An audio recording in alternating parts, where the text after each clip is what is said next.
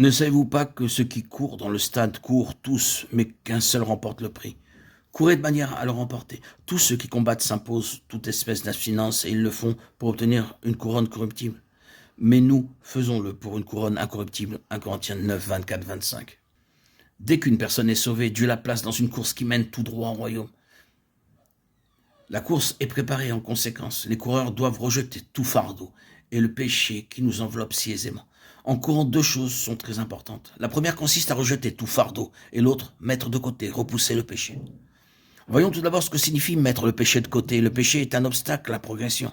Il disqualifie et nous empêche de courir.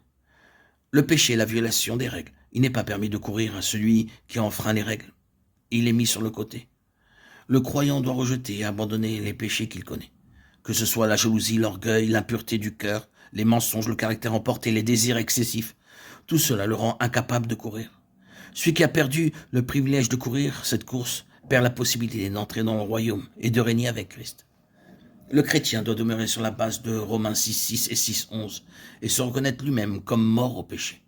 Il doit abandonner les péchés, il ne doit pas permettre au péché de le dominer.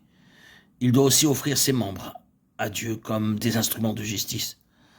Tout ce qui offense le Seigneur doit être honnêtement confessé. Nous devons nous repentir et le rejeter pour obtenir le pardon de Dieu.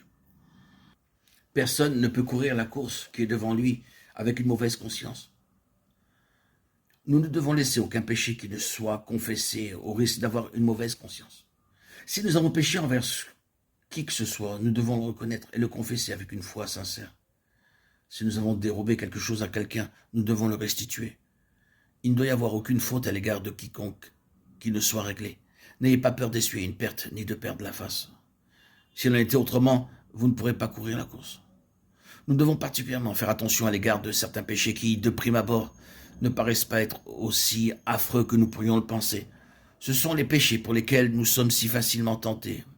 Il est dit au sujet de Moïse ceci: il préférera être maltraité avec le peuple de Dieu que d'avoir pour un temps la jouissance du péché. Hébreux 11, 25. Ceci montre clairement que le péché procure du plaisir. Il y a de nombreux péchés qui procurent du plaisir aux gens.